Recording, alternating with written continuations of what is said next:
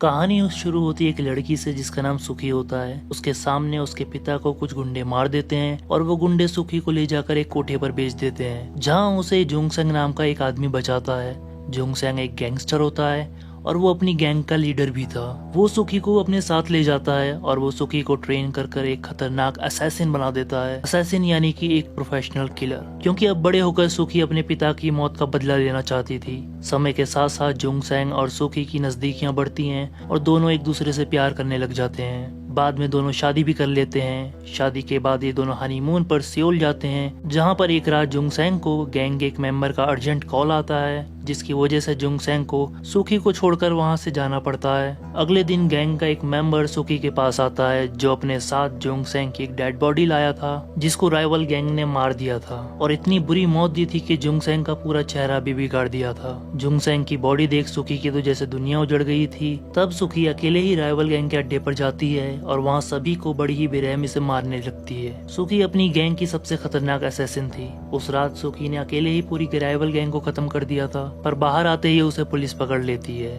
और फिर हम देखते हैं कि एक रूम में कोरियन इंटेलिजेंस के ऑफिसर होते हैं, जो सुखी की कैमरा फुटेज को देखकर हैरान होते हैं कि कैसे एक लड़की ने पूरे गैंग का अकेले ही सफाया कर दिया। और साथ ही में यहाँ एक और आदमी की बात हो रही होती है, जिसने इस फाइट के दौरान उस गैंग की ड्रग्स चुराकर भाग गया था। इंटेलिजेंस के ऑफिसरों को लगता है कि सुखी और ये आदमी पार्टनर हो सकते हैं। वहाँ पर बैठी एक औरत इंटेलिजेंस के मिशन को पूरा करने के लिए सुखी का इस्तेमाल करने का सुझाव रखती है। और फिर कुछ दिन बाद हम देखते हैं कि सुखी को एक जगह बंद करके रखा होता है। साथ ही में उसकी एक नई पहचान के लिए उसकी प्लास्टिक सर्जरी भी की जाती है। पर एक दिन सुखी यहाँ के गार्ड्स को पीट कर यहाँ से भागने की कोशिश करती है। कमरे से बाहर निकलकर वो देखती है कि ये पूरी जगह एक ट्रेनिंग सेंटर है, जहाँ सुखी जैसी कई सारी लड़कियों को स्पाई बनने की ट्रेनिंग दी जा रही होती है। अपनी यहाँ से भागने की पूरी कोशिश के बावजूद सुखी भागने में कामयाब नहीं होती है। उल्टा इस दौरान ट्रेनिंग सेंटर की चीफ उसके कंधे पर गोली मार देती है और सुखी पकड़ी जाती है। चीफ सुखी को बताती है कि यहाँ से निकलने के लिए सिर्फ एक ही रास्ता है कि ट्रेनिंग लेकर तुम एक एजेंट बन जाओ और दिए गए मिशंस को पूरा करो, और बाहर तुम्हारे लिए एक नई पहचान और एक नई जिंदगी तुम्हारा इंतजार करेगी। सुखी को अपने पति के मौत के बाद अपनी जिंदगी की कोई परवाह नहीं थी, पर वो अब प्रेग्नेंट भी थी, इसलिए उसे अपने बच्चे के बारे में भी सोचना था। इसलिए सुखी मान जाती है। इसके बाद सुखी की ट्रेनिंग शुरू हो जाती है। वो एक्टिंग की भी क्लासेस ले रही होती है। कुछ समय बाद उसकी बेटी होती है। फिर हम हिंसू नाम के एक यंग ऑफिसर को देखते हैं, जो कैमरा की मदद से सुखी पर नजर रखता है। वो सुखी की पसंद नापसंद को अपनी डायरी में लिखता है। दरअसल इंटेलिजेंस वालों ने ही हिंसू को सिलेक्ट किया था बाहर की दुनिया में सुखी का पार्टनर बनने के लिए, पर हिंसू कहीं ना कहीं सुखी को पसंद करने लगा था। कुछ सालों बाद सुखी को पहला मिशन दिया जाता है। उसे एक ऑर्गेनाइजेशन के लीडर के घर में घुसकर उसे मारना था। सुखी पूरी तरह से तैयारी करके उस आदमी के घर में घुस जाती है, पर वो आदमी फाइट में सुखी को कड़ी टक्कर दे रहा होता है। वो सुखी को मारने ही वाला होता है, तभी सुखी एक छोटे से नाइफ को उठाकर उस आदमी को मार देती है। उस आदमी की बेटी अपने पिता की मौत अपने आंखों से देखती है, जिसे देखकर सुखी को बुरा लगता है। वहाँ पर उस गैंग के बाकी मेंबर्स भी आ जाते हैं, जिसकी वजह से सुखी वहाँ से अपनी बाइक पर बैठकर भाग जाती है। वो लोग सुखी का पीछा करते हुए उससे फाइट कर रहे होते हैं, पर सुखी का फाइटिंग लेवल ही अलग था। सुखी वहाँ से बचकर निकल जाती है। अपने पहले मिशन के कामयाब होने पर सुखी को एक नई पहचान और घर लेकर बाहर की दुनिया में छोड़ दिया जाता है। सुखी अपनी बेटी के साथ एक अपार्टमेंट में शिफ्ट हो रही होती है। वहाँ बगल वाले अपार्टमेंट में हिंसू भी शिफ्ट हो रहा होता है, क्योंकि चीफ ने सुखी पर नजर रखने के लिए हिंसू को ऑर्डर दिए हैं। सुखी हिंसू को नहीं जानती, क्योंकि वो उससे कभी मिली नहीं। वो उसे एक आम पड़ोसी ही समझती है। हिंसू सुखी के बारे में सब कुछ जानता है, इसलिए वो सुखी से नजदीकियां बढ़ाने के काम में लग जाता है। वो किसी न किसी बहाने से सुखी के पास पहुंच जाता है। यहाँ के एक लोकल थिएटर में सुखी को काम मिल जाता है। पड़ोसी होने की वजह से वो हिंसू से मिलती रहती थी और उसे हिंसू पसंद आने लगा था। एक दिन वो हिंसू को अपना प्ले देखने के लिए इन्वाइट करती है। हिंसू सुखी से सच में प्यार करने लगा था। हिंसू सुखी का प्ले देखता है। प्ले के बाद वो दोनों डिनर के लिए जाते हैं, जहाँ पर सुखी और हिंसू को अपने पहले हस्बैंड के बारे में बताती है। डेट के बाद वो दोनों घर जाते हैं और दोनों के बीच नजदीकियां बढ़ जाती हैं।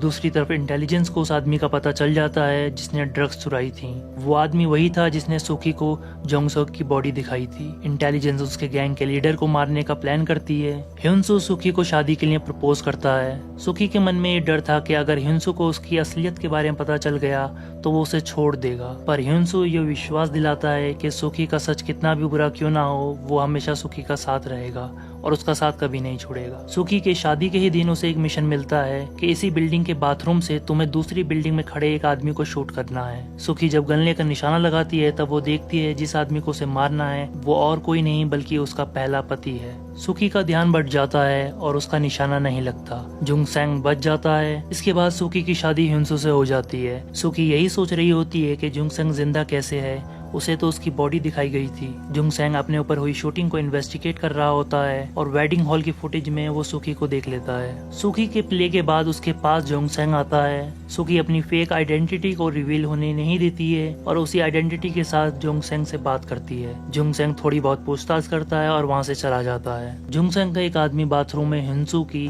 बातें रिकॉर्ड कर रहा होता है, जहाँ पर हिंसू अपने चीफ से बात करके पूछ रहा होता है कि उसे शादी के ही दिन क्यों मिशन दिया गया। कुछ दिनों बाद यही रिकॉर्डिंग जुंग सेंग सुकी को फ्लावर्स के साथ भिजवा देता है, जिसे सुनकर सुकी टूट जाती है क्योंकि उसे पता चल जाता है कि हिंसू भी चीफ का एक आदमी है जो सिर्फ उस पर नजर रख रहा है। सुकी को लगता है कि हिंसू से प्यार नहीं करता बल्कि उस पर नजर रखकर उसके साथ विश्वासघात कर रहा है। इसके बाद सुकी जुंग सेंग को बताती है कि तुम्हें मारने एक लड़की को भेजा गया है। जुंग सेंग उस लड़की को पकड़ लेता है और उसे टॉर्चर करता है। चीफ को पता चल जाता है कि सुकी ने उन्हें धोखा दिया है, जिसके बाद चीफ सुकी को पकड़ लेती है। वो सुकी को कार में ले जा रहे होते हैं। रास्ते में जुंग सेंग और उसके आदमी आकर चीफ की गाड़ी पर अटैक कर देते हैं, जहां चीफ को गोली भी लग जाती है। सुकी को जुंग सेंग घर के पास ले जाकर छोड़ देता है। सुकी जब अपनी बिल्डिंग की तरफ आ रही होती है तभी उसके अपार्टमेंट में ब्लास्ट होता है। हिंसू और सुकी की बेटी बिल्डिंग से नीचे आकर गिरते हैं। हिंसू ये सब किसने किया बता पाए उससे पहले ही वो मर जाता है। सुकी गुस्से में चीफ को मारने जाती है क्योंकि उसे लगता है कि इस इंसिडेंट के पीछे चीफ का हाथ है, पर चीफ कहती है ये सब मैंने नहीं किया है और सुकी को एक फुटेज दिखाती है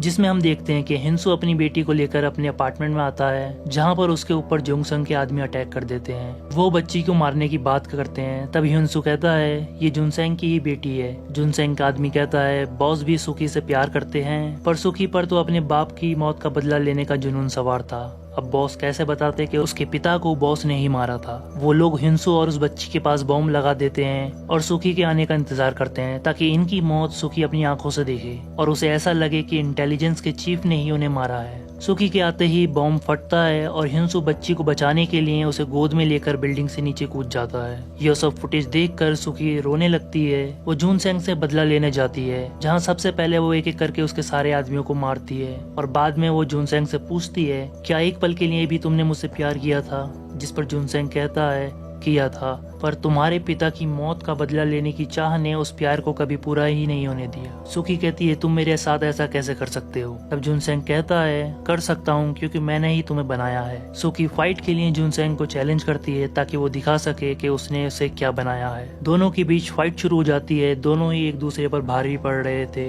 दोनों लड़ते लड़ते बिल्डिंग से नीचे गिरते हैं। तब जुन सेंग के आदमी जुन सेंग को बस में डालकर ले जाने लगते हैं, पर सुकी उनका पीछा नहीं छोड़ती है। वो बस के पीछे लटक कर उसमें घुस जाती है। वो वहाँ पर सबसे अकेले फाइट कर रही होती है, वो भी किसी मॉन्स्टर की तरह, क्योंकि सुकी पर जुनून सवार था। वो बस चलाने वाले गैंगस्टर का हाथ भी काट देती है, जिससे बस का एक्सीडेंट हो जाता है। बस के अंदर सुकी उठकर एक्स लेकर जुन सेंग के पास जाती है, पर वो उसे मारने में कतरा रही होती है क्योंकि वो भी कभी जुन सेंग से प्यार करती थी। जुन सेंग पूरी तरह से हार मान चुका होता है। वो बताता है कि उसने उसके पिता को कैसे मारा। तब सुकी एक्स से जुन सेंग को मार डालती है। जुन सेंग को मारकर वो बस के बाहर आती है। तब बाहर उसका पुलिस इंतजार कर रही होती है और ये मूवी यहीं खत्म हो जाती है।